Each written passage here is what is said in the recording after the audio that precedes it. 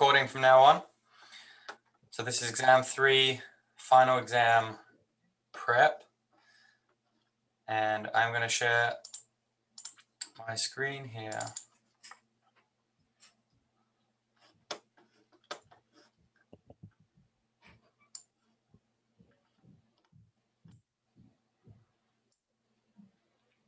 All right, so can everyone see the final study guide?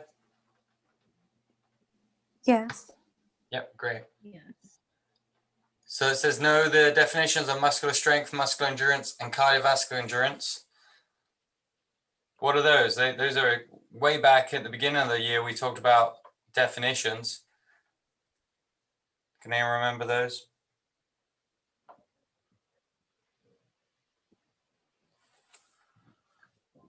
No one knows what strength is.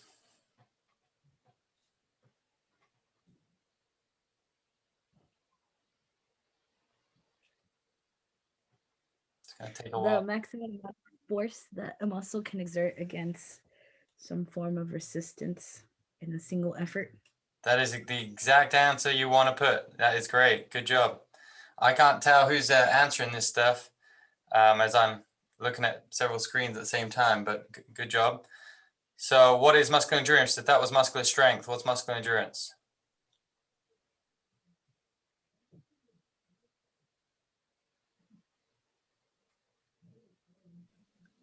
The ability to repeatedly contract against a force without fatiguing. Yeah. So the difference there is it's not a single effort. It's multiple contractions. One is against a maximal amount of force for the strength. This endurance is not a maximal, it's a submaximal force, but it's a repetitive contraction without fatigue. So that building that lactic threshold or hydrogen buffering. So what's cardiovascular endurance? How is that different from muscular endurance?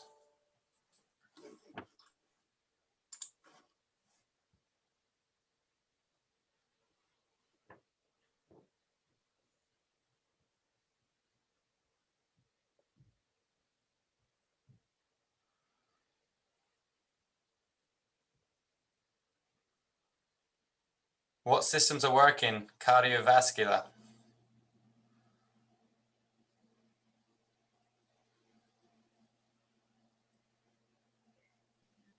It's the ability of the cardiovascular system to deliver oxygen and blood to the muscles and perform continuous exercise. Yeah, absolutely. Again, spot on these definitions. Write those down and you'll get the points. What you want to be understanding, though, is their different energy systems. The reason I'm defining them in this exam and why you should know them is because they detail what the body's doing and how it's using energy in terms of exercise or depending on what the purpose of the contraction, muscle contraction is. Okay, you got muscular strength is maximal force. Muscular endurance is repetitive force without fatigue. And cardiovascular endurance is long distance. It is long, steady state duration, blood and oxygen being able to aerobically give the body or the cells energy through the mitochondria. So this is aerobic versus anaerobic. So that goes straight into the next one, right? Know the energy systems used in different events. So this is why you need to know and be able to define them. Okay, so what are the 3 different energy systems? I just mentioned them, but go ahead. Anaerobic, aerobic, and starts with the P. Glycogen, yeah. There you go. Good job. So aerobic with oxygen is that slow, steady state. It's within the mitochondria. It's the Krebs cycle, also known as the citric acid cycle. Okay, it's slow but low intensity and long duration, steady state. It's what we're using right now. Okay, it's aerobic. We're breathing air. We're using that to create energy. You mentioned anaerobic, which is a faster without oxygen. Okay, we're still breathing because some of our body processes still use the aerobic process. But when we decide to go higher intensity, maybe we want to start jogging or sprinting, we have to increase energy production. The intensity increases. We switch to an anaerobic energy system, and this is glycolysis. Okay, use of carbohydrates, sugars. And then we have the phosphagen system, which is the fastest that we have. If we were to go all out sprint, jump up and down, be really explosive, only lasts a very short amount of time, but it gives us a very high intensity energy output. So that's the phosphagen system. Okay, the next one asks, know the recommended guidelines for protein, carbohydrate, and fat prior, during, and post exercise. Okay, so there's 9 things you need to know from that one statement. Okay, what is the protein prior, during, and post? What is the carb prior, during, and post? What is the fat prior, during, and post? Let's start with protein since it's listed first. What is the recommendation for protein prior to exercise?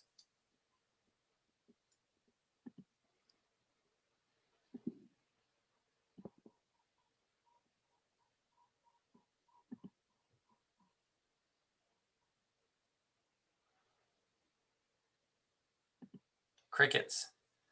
This was a homework question. I think we just gone over this in the homework. Definitely in your presentations.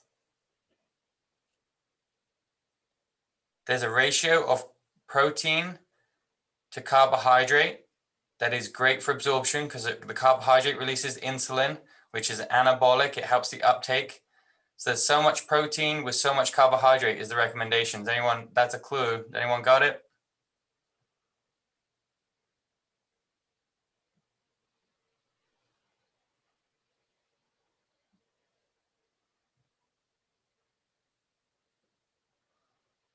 All right, well, this is a test question, so it sounds like we need to look through our notes.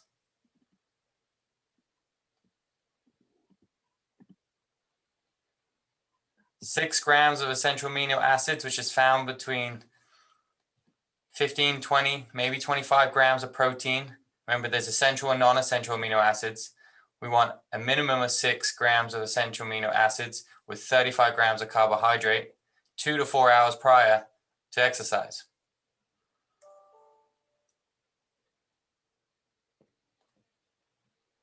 All right, so what is the recommendation during exercise?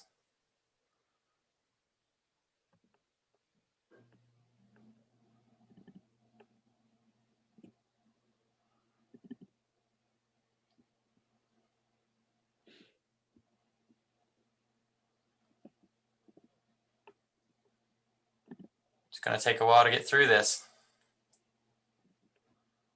You got 50 people in the class. No one knows?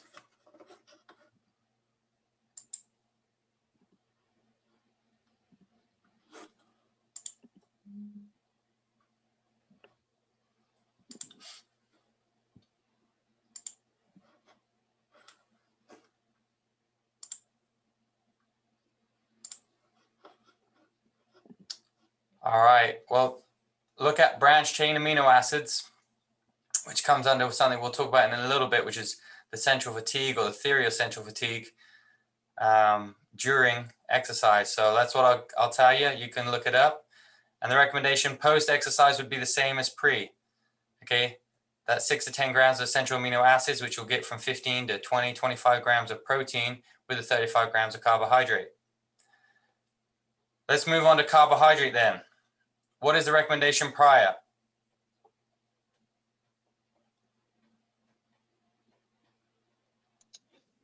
One to 4 per kilogram of body weight. Absolutely. How far before? 1 to 4 hours. Yeah, nice and easy to remember. 1 to 4 grams per kilogram of body weight, 1 to 4 hours. What about during?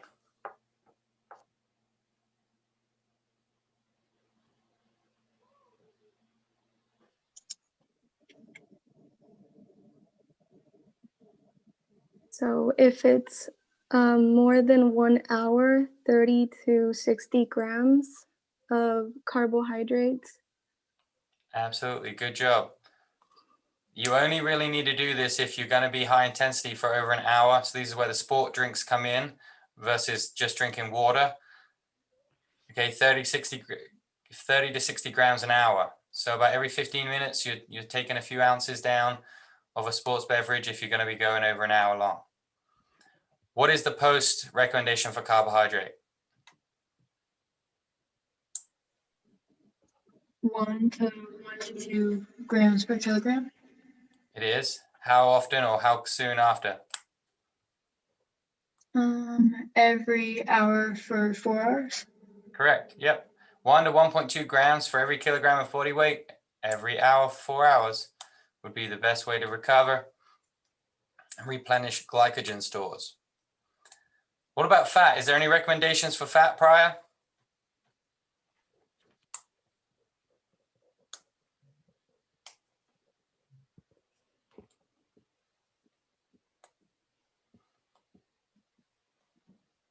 The answer is not really. Really, I don't see any benefit for consuming fat prior to exercise. It's normally going to cause GI stress, going to not be the best for energy consumption. We want to load glycogen as that's got the best correlation with increased performance. Prior, post, really isn't any recommendation. There isn't really anything during either, but there's some evidence to suggest, it's pretty weak, that medium chain triglycerides, such as like coconut oil, may help as it's facilitated through medium chain versus the long chain triglyceride. When we covered that in our fat chapter, we saw that the facilitation through the intestinal wall is slightly different for medium and small chain triglycerides versus the long chain and monoglycerols. So you can put none or medium chain on that as an answer. So those are the 9 that we covered. Be able to apply this to a case study. So if I gave you my body weight, okay, I weigh 180 pounds, you have to calculate that into kilograms, and then you have to tell me how many carbs I need to be eating prior. So 1 to 4 grams per kilogram, you can tell me, okay, if you weigh this much, you need 1 to 4 times your body weight in grams prior. So you'll do those calculations. Make sure you have a calculator for this test. You will need a calculator. The biggest sort of feedback I get on this exam is they run out of time. Okay, so practice these calculations. We'll go through some calculations in a second. Practice it. If you're well practiced, it won't take you so long. You'll get through everything. Half this exam is questions and half of it is case study. You get given some information about someone and now you apply that information. You run the calculations. You tell someone how many carbs, protein, fat to be consuming. You tell them the changes that they need based on events, based on their age, if they're a special population. Okay, moving on. Know the meaning behind the term bonking. What does that mean? That's on one of our slides. Extreme fatigue and an inability to maintain current level of activity.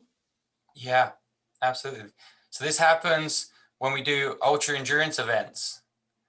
Okay, we often hit a wall when we're running and we want to stop. And we've talked about that, a couple of different walls that we may hit as we change energy systems.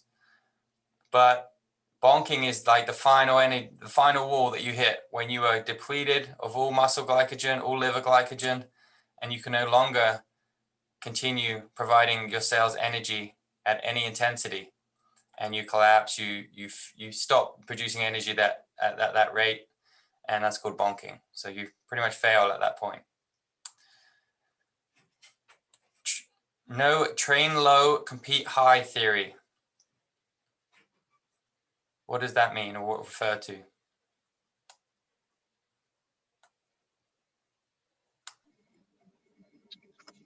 You consume low carb load to stimulate greater metabolic adaptations. Absolutely, yeah. So if we can get our body to adapt to a less than optimal condition for it to be performing in, when we're training, when we compete, we give it the optimal condition and it would excel on its performance. So getting used to something that's really hard, and then making it easy when we compete so that we can have higher performance. Okay, so we get like increased enzyme activity, we get increased stroke volume, increased thermal efficiency. Our storage goes up if we want to put stuff into storage if we're not storing. Our utilization goes up of energy substrates, okay, because we haven't got many. So we use everything that we do have. So then when we do feed our cells and we carb load, which is before our events, we have all this optimization that we can take advantage of, and we get increased performance. Okay, similarly, you know, people do altitude training. Okay, when you go out to high altitude where it's harder to actually pull air in, where the air pressure is low, and it takes about 2 weeks to acclimatize to that, you train in those conditions, and then you can come back to lower levels, sea level, and you have increased performance. The body finds it a lot easier. Okay, so a couple of examples there. Know what central fatigue is? Anyone know what central fatigue is? A decrease in plasma BCAAs. Not quite, it's close. Central fatigue is the theory that your central nervous system, central fatigue, is losing energy. It's tiring. And it's tiring because adenosine is being converted to serotonin, and tryptophan is being converted to serotonin in the brain through the blood-brain barrier. But the theory is that the intake of BCAAs, and which is why your recommendation during activity for protein is consume branched chain amino acids, is that they use the same transporter through the blood-brain barrier as tryptophan. Now, those that eat turkey at Thanksgiving know that tryptophan that's in turkey makes you tired. Okay, so if the branched chain amino acids are using the same transporter through the blood-brain barrier, tryptophan can't use it because BCAAs are using it. So it stops or slows down that process, converting to serotonin and making you feel tired. So that's that theory. Know the most abundant amino acid in blood's plasma. So we have 20 different amino acids that flow through our body. They make the building blocks of all proteins. The most abundant one, does anyone know what that is? Which one of the 20?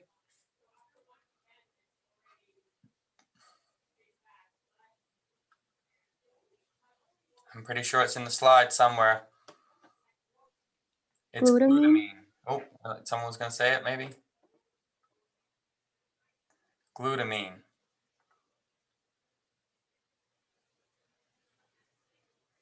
Okay. Know the effect of hydration and dehydration. So this is in reference to exercise. So understanding why we become dehydrated when we exercise. Now there is a slide on Blackboard that talks about this. It's bigger effect with endurance athletes than it is going to be with strength and power athletes. But what's the first thing as we if we were to jump on a treadmill, what's sort of the first thing that we notice happening as we start to run?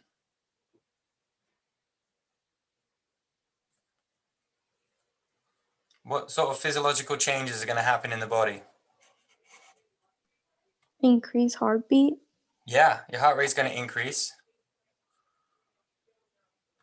What else happens?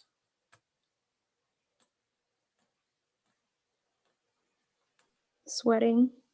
Okay, what has to happen prior to sweating for you to sweat?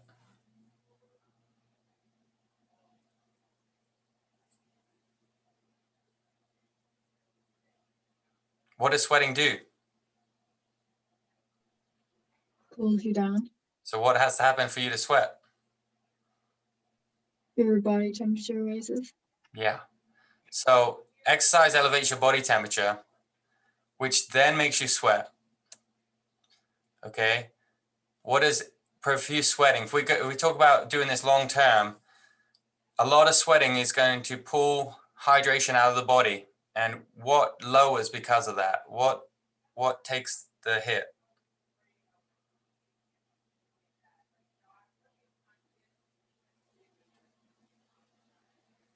It's blood plasma.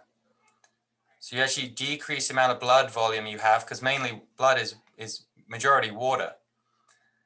So you decrease the amount of blood that we have. What does that then do?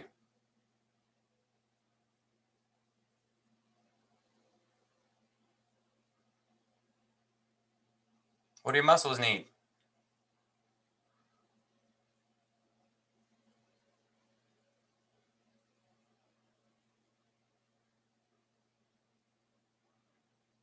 Okay, less blood.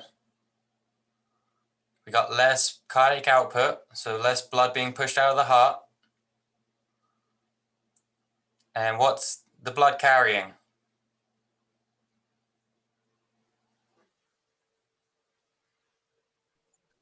Proteins? Glycogen.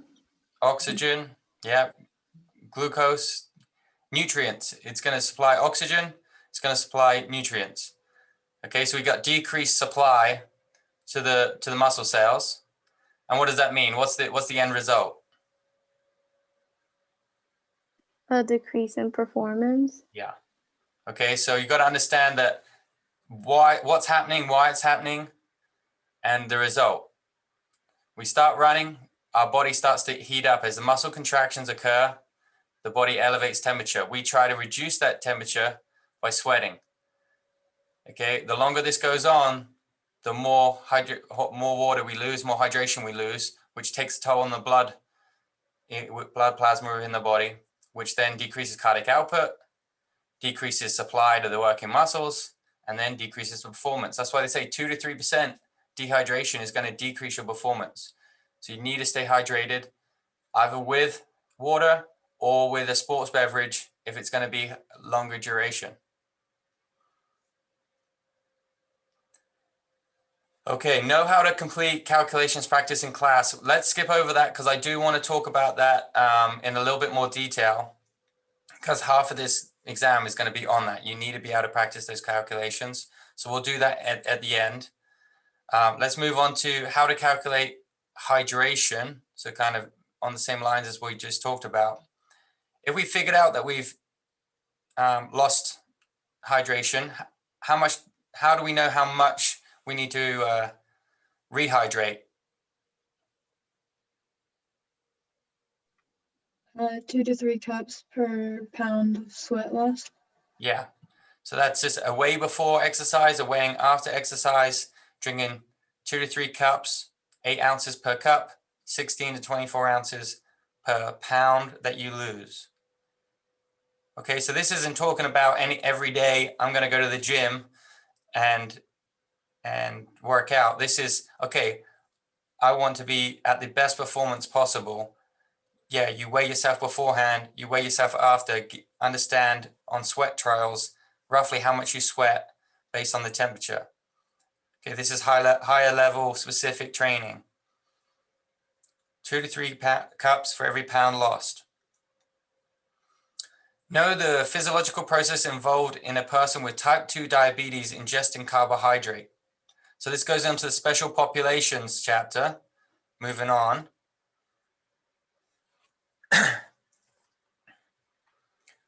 What happens when someone with type 2 diabetes eats sugar? Hyperglycemia. Hyperglycemia. Yeah, if you eat sugar, the sugar spikes in the blood. Okay, what happens after the sugar is absorbed into the blood? The sugar's in the blood, what happens next?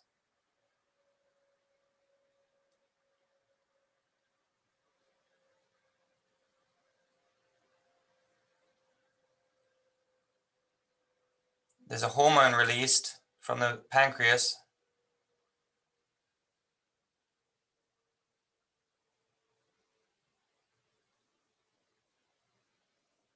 Anyone know about diabetes? What hormone is the issue here?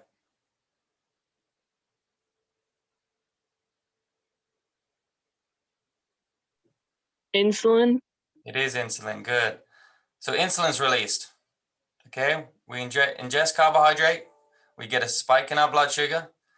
The pancreas releases insulin to try and take that blood sugar or remove it, okay? Do the cells listen to the insulin?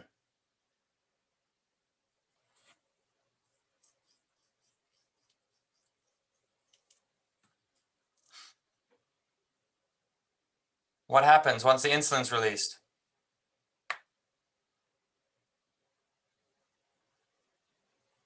The cells are unresponsive to it.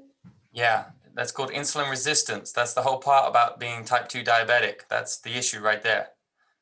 Okay, the pancreas releases insulin like it should do, but you are resistant to actually responding. The cells in the body don't listen to that insulin. They don't uptake the blood sugar. So you continue to have elevated blood sugar.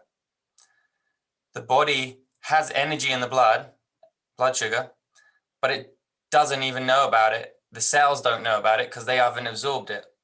So they're still looking for more energy. So they start looking for other avenues to get energy, and they'll start breaking down protein, they'll start breaking down fat, and you can go into keto, basically, ketoacidosis. So this is the way the body starts using other substrates to produce energy. Even though you are putting carbohydrates in, you aren't responding to it, to insulin resistance. What is a good level for blood glucose? 70 to 100 milligrams. Milligrams per deciliter, yeah. That's what, if you're going to go to your physician and do just an annual checkup, they're going to check your fasted blood glucose. And they're going to want that number to be below 100. 70 to 100 is a good number. Okay. If you have elevated blood glucose, okay, providing you haven't eaten, because obviously eating will increase it, there'll be another standard for you being in a non-fasted state.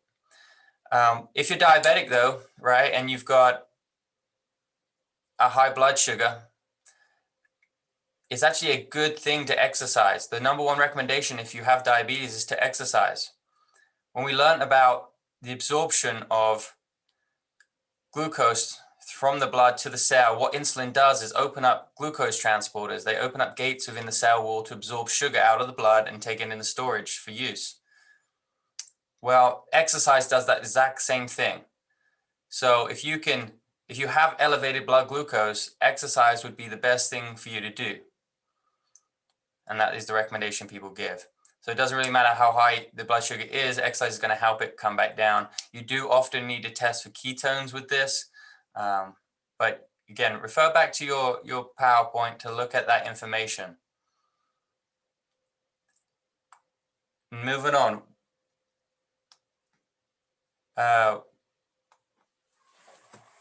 No vegan protein sources. The main one I'll talk about, what is the only complete protein that is also plant-based? Soy. Yeah, soy.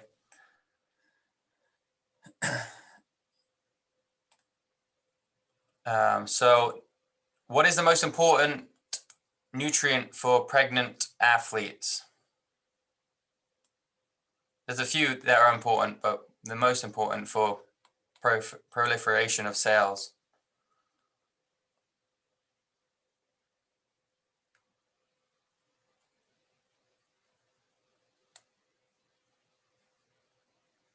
Any ladies in this class? If you're looking to conceive, you've got to make sure that you have this in good quantity. Someone said something, I didn't hear it. Folate. That's correct, yeah. Your B vitamins are very important, folate being the major one that you need to have in high levels. If you're looking to conceive or you are already pregnant, you have to have good folate levels to have a well-maturing baby.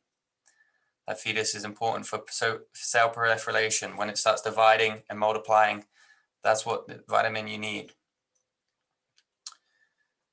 Iron is obviously also important, as well as more calories, more protein, vitamin A, vitamin C, magnesium.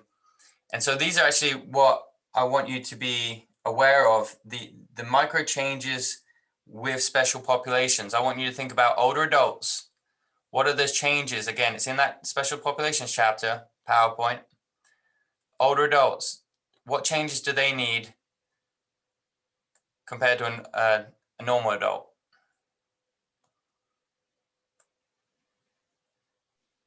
increase calcium, vitamin D, and magnesium. Absolutely. And what's the decrease in? Total calories, iron, and chromium. Good stuff. So yeah, they're getting older. Their bone density normally decreases.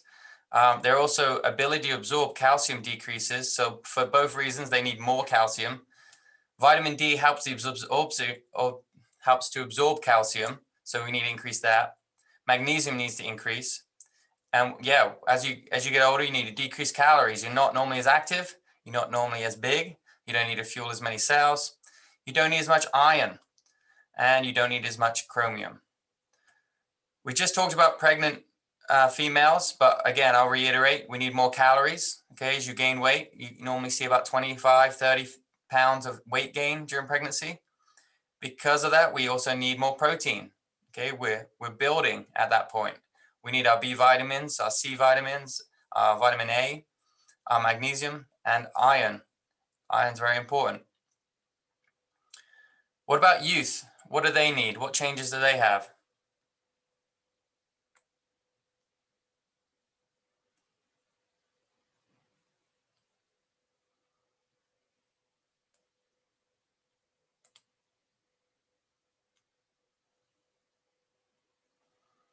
Okay, youth also need more calcium. Okay, they also normally need more iron. Now, this book identifies teenagers as ages between 9 and 18. Okay, so although 9, 10, 11, 12 isn't technically in my book a teenager, this book categorizes them, and this class categorizes everyone from 9 to 18 as a teen, and the nutrients and calories that they talk about in respect to that for those ages.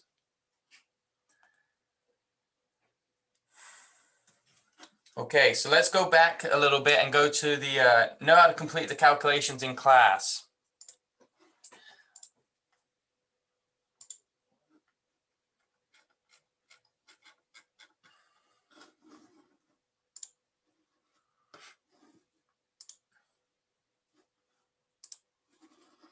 Okay.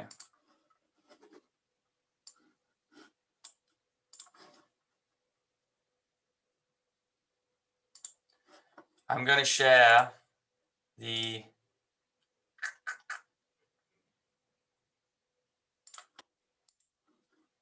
calculations practice that you all did for one of the last lectures.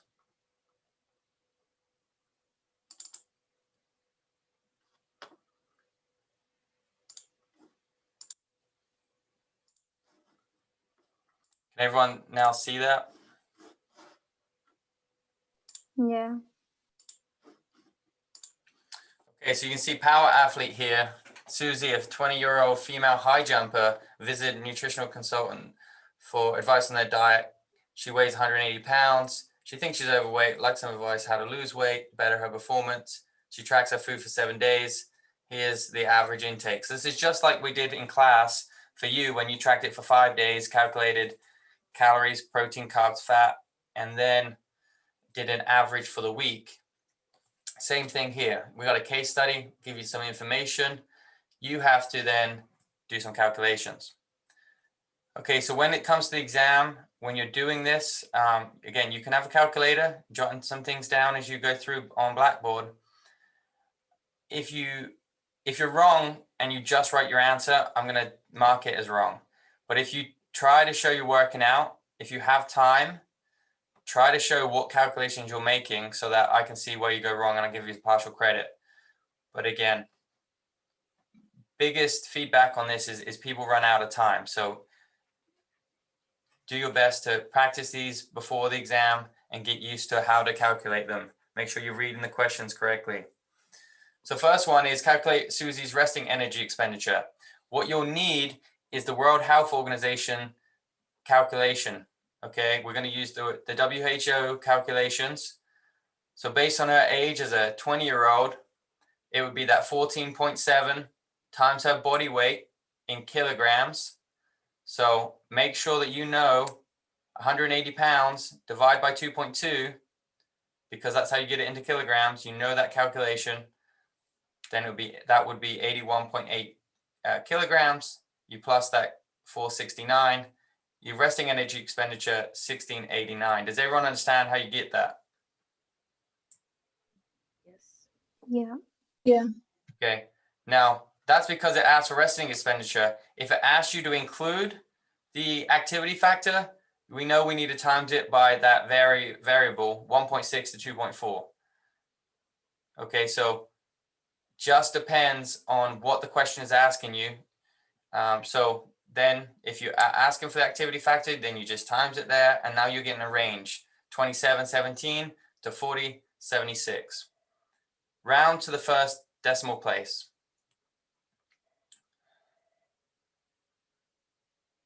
Okay, number 3 asks, calculate the appropriate carbohydrate intake ranges using grams per kilogram method. So I want you to use the 6 to 10 grams per kilogram for this question, just like it's showing you on this class. Okay, so you're using her weight in kilograms, you times it by the 6 to 10 grams per kilogram. Again, you get a range, 490 to 818. Easy answer to the question. They then ask, what percent of this does it account for? So first off, you have to understand that these are grams of carbohydrate, not calories. And it's asking you, what percentage of the total diet does this account for?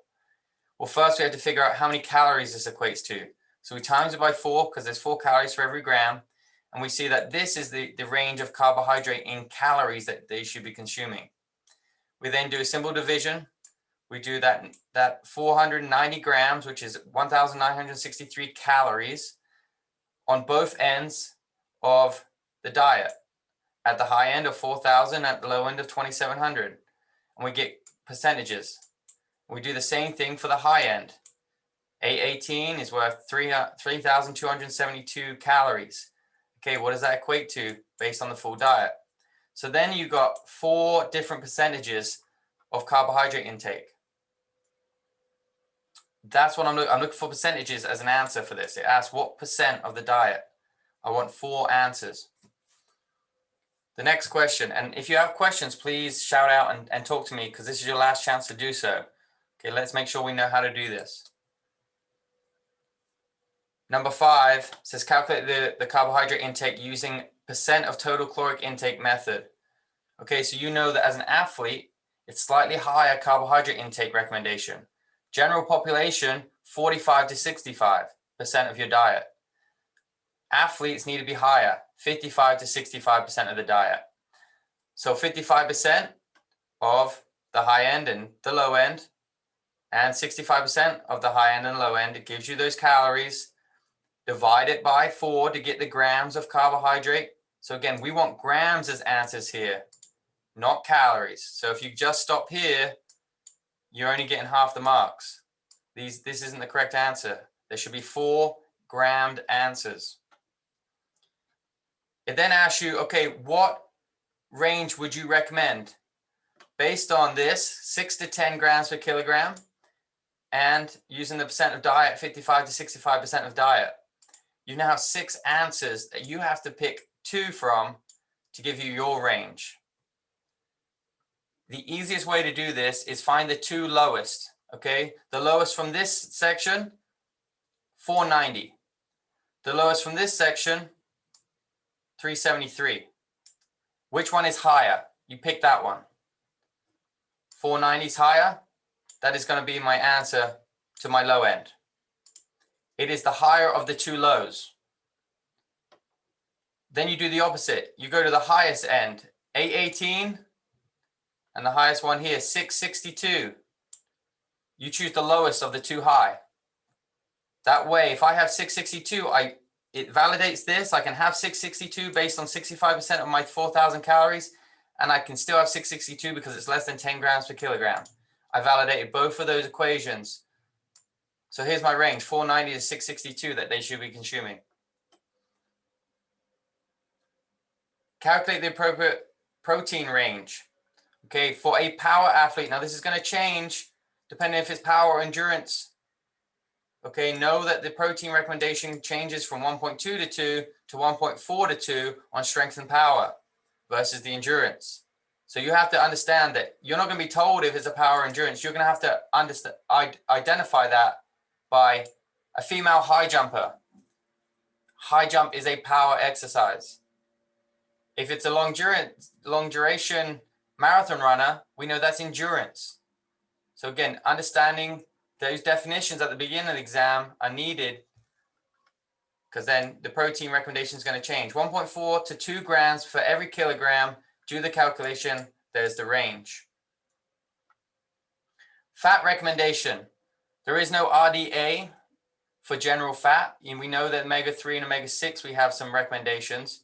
But total fat, there isn't a recommendation. There is an AMDR, the acceptable macro distribution range of 20 to 30%. Okay, so you do 20 to 30% of those calories that we calculated back on question 2, and we divide by 9 this time because there's 9 calories per gram on fat, and we get 4 different gram answers for recommendations on fat.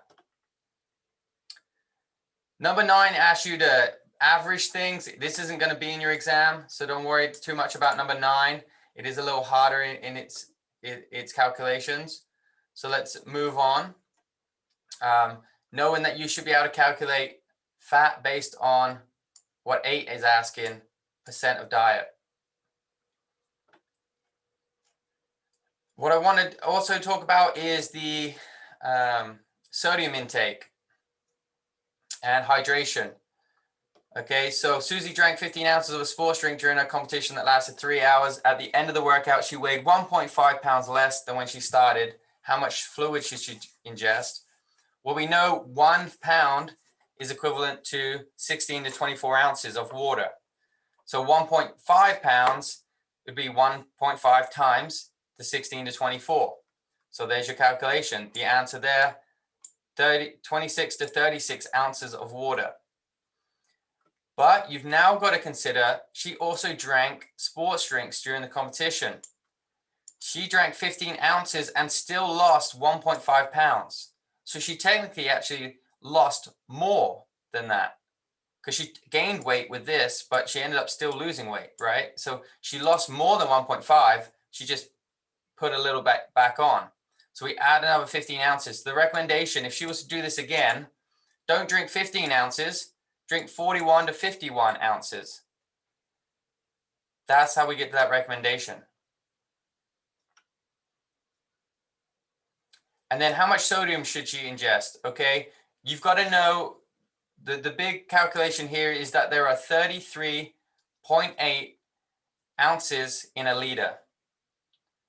33.8 ounces in a liter. And we lose roughly 1 gram of sweat for every liter. So if we needed this much hydration, divide that by the 33.8 to get it into liters. This is how many liters that we should be consuming. And again, same for grams. It makes it a little harder in this question because she did drink some of this already. She already got some of her sodium in. There's 270 milligrams of sodium in 20 ounces in a bottle. She drank 3/4 of a bottle, 75%, 15 divided by the 20 of the 270 milligrams. So she got 202 milligrams roughly in with those 15 ounces. How much does she need left? Well, you needed 1.21. So we just take off this 0.2. 200 milligrams is 0.2 grams. So we take off the 0.2. We're at 1 to 1.3. That's what we need to ingest. Okay, it gets a little complicated because it's asking you 15 of 20 ounces. It's asking you to do a little math and really understand this. And hopefully you do, practice it. There will be test questions exactly like this that you'll need to practice. So go through it. Again, in the exam, you will need this World Health Organization energy requirements. So body weight times in kilograms times these consistent equations based on your age for male and female.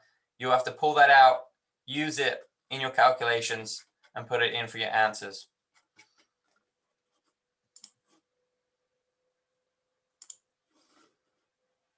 Okay, any questions? How can I help?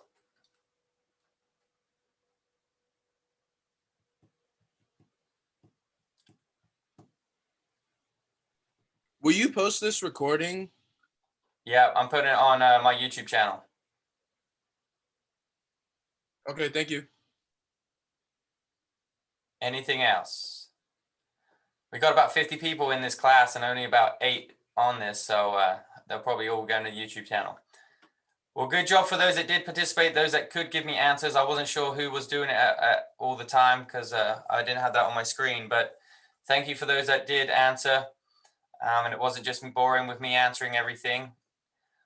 I hope you had a good semester. This is the end of your class with me, really. We got those papers to do with your supplement project. So get those in, make sure the case studies are referring to the supplement and try to relate that to exercise. Remember, this is nutrition for sport and exercise performance. So all the different supplements that we should be working on should be linked some way. Not all of them can be, some don't really work with exercise, but still get those case studies together, understand what the supplement does and how it interacts with the body, and if it even works or if it's all just marketing. Okay, so I look forward to reading those. I wish you best of luck in your exam and email me if you need anything, okay? See you later.